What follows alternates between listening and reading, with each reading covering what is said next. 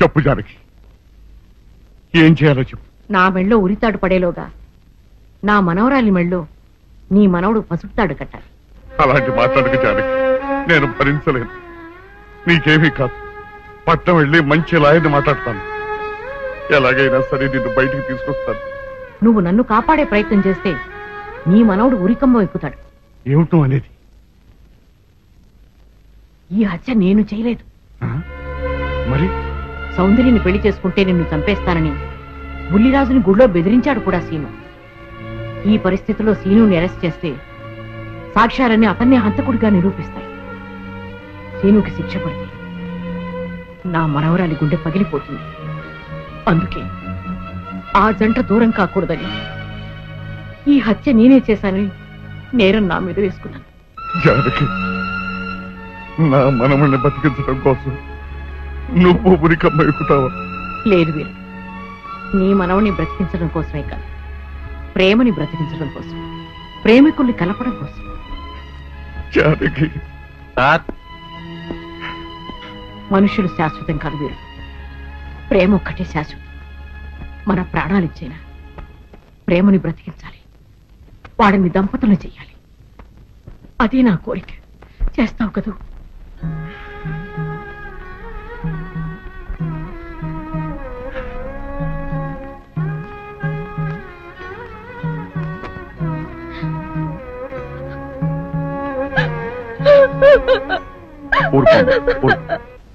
చెయ్యని నేరానికి జానకి శిక్ష అనుభవించడం నేను భరించలేదు. ఆమె చేసిన త్యాగానికి మన కుటుంబం మొత్తం తరతరాలుగా సేవ చేసిన ఆమె రుణం చేరు. మనం వెంటనే పట్నం వెళ్ళి మంచి లాయర్ని మాట్లాడాలి. నా ఆస్తి మొత్తం పోయినా సరే జానకిని మాత్రం కాపాడాలి. ఏ రైతు పట్నం వెళ్తానికి లేదు, జానకమ్మని కాపాడడానికి లేదురా. ఏ మనవరాలి కోసమైతే నా ఒక్కగానొక్క కొడుకుని పొట్టలు పెట్టుకుని నా కడుపులో తెచ్చి రేపిందో ఆ మనవరాలి ఇంకా బతకడానికి లేదు.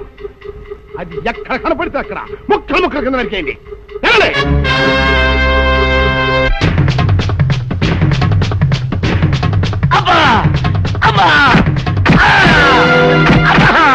అభం శుభం తెలియని నా చెల్లిని పెళ్లి చేసుకుంటాను నమ్మించి మోసం చేస్తావా?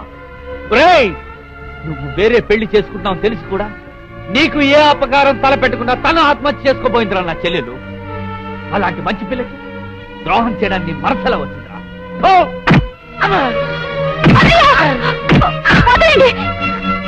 పుల్లిరాజుని జానకమ్మ చంపేసిందనుకుని సౌందర్యని సీనుని చంపమని మనుషుల్ని పంపిస్తున్నాడు పెద్దరాజు. ఇప్పుడు ఈయన బ్రతుకున్న విషయం తెలియకపోతే సౌందర్యని సీనుని వాళ్ళు ఖచ్చితంగా చంపేస్తారు. వాళ్ళు పోతే జానకమ్మ వేరే ధర బ్రతకలేరన్నయ్య. పుల్లిరాజు నన్ను పెళ్లి చేసుకోపోయినా పర్వాలేదు, నా జీవితం నాశనం అయిపోయినా పర్వాలేదు, ఇంతమంది చావలి కాడు నేను కాకూడదన్నయ్యా. పుల్లిరాజు బ్రతికే ఉన్నాడన్న విషయం పెద్దరాజుకి చెప్పండి అన్నయ్యా, చెప్పండి. వినరా విను, ఇంత జరిగినా అది ఇంకా నీ మంచిగా కోరుకుంటుంది.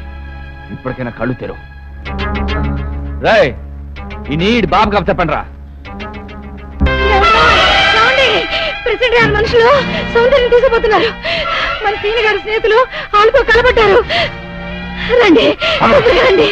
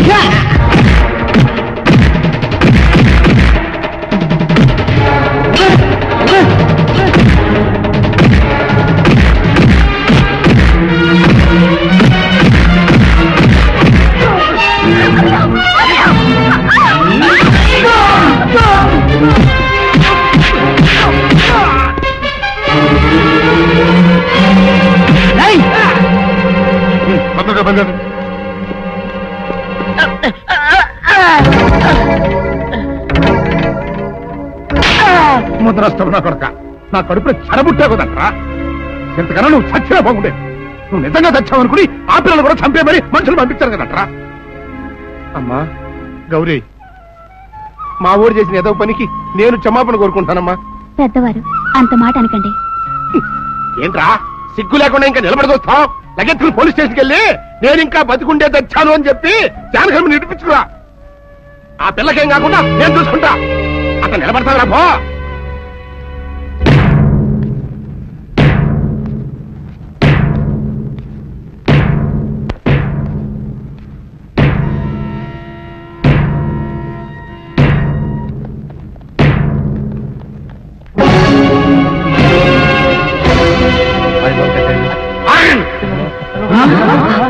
అడుగు ముందుకు వేశారు, తలకాయలు పుచ్చకాయలా ఎగిరిపోతాయి. బాబు మీరు ఇక్కడే ఉన్నాడు, వాడు అంతు చూస్తాను. ఒరే పెద్దిరాజు, నీ బలగాన్ని వెంటేసుకొస్తే నేను బెదిరిపోయి నా మనవన్నే మనవరాలు నీకు అప్పగిస్తాను అనుకున్నావురా? ఎరగరా ఆవేశం తగ్గించే కాస్త నేను చెప్పేది ఇరవయా. దమ్ములుంటే మగాడు అనేవాడు ముందుకు రండిరా, ఈ వీరగర సత్తాయితో చూపిస్తాను. వినిపించుకోండి బాబు.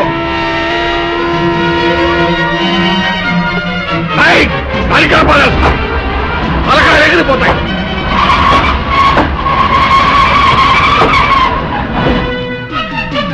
నేను అమ్మాయి మీరు ఎక్కడే ఎక్కడ మీరు వీళ్ళ సంగతి నేను చూస్తాను.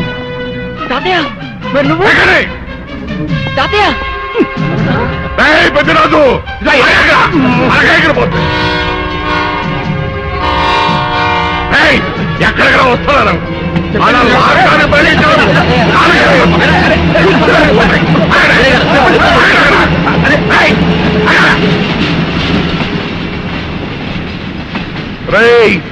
నా మనవడు మనవరాలు ప్రేమ పౌరాలా ఎగిరిపోయారా. వాళ్ళ పెళ్లి ఎవడాపుతాడో ఇప్పుడు ఆపండిరా. వీరుడు, నేనే వాడిని దింపేశాను. వీరుడు, నీకిచ్చిన మాటను కనీసం ఇప్పుడైనా నిలబెట్టుకుందాం అనుకుంటే ఎందుకు దించావు జానకి? బుల్లిరాజు బ్రతికినాడు తాతయ్య. బుల్లిరాజు బతికే ఉన్నాడా? అదిగో నిక్షేపంలా ఉన్నాడు మా అల్లుడు గారు.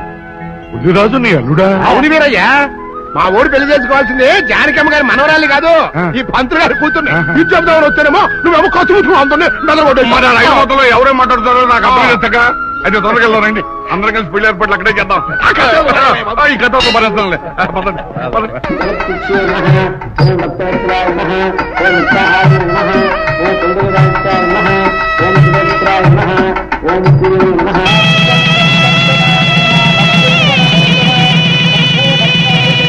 అంతా బాగానే ఉంది కానీ అత్తయ్య, నాకు అంతు పట్టని విషయం ఒకటే. ఇంతకీ నువ్వు చంపింది ఎవరిని? మీ అత్తయ్య ఎవరిని చంపలేదు, అంతా ఉత్తుదే. మరి ఆ చెరువులో దొరికిన శవం? నేను చెప్తాను. కొత్తపల్లి నుంచి ఇప్పుడే మాకు రిపోర్ట్ అందింది. ఆ శవం ఆ ఊరు వాడిదేనట. పెళ్లి కొడుకు తరపు వాళ్ళకి పెళ్లి కూతురు తరపు వాళ్ళకి జరిగిన ఘర్షణలో అతను చంపేసి ఆ శవాన్ని మీ ఊరి చెరువులో పారేశారట. అది విషయం.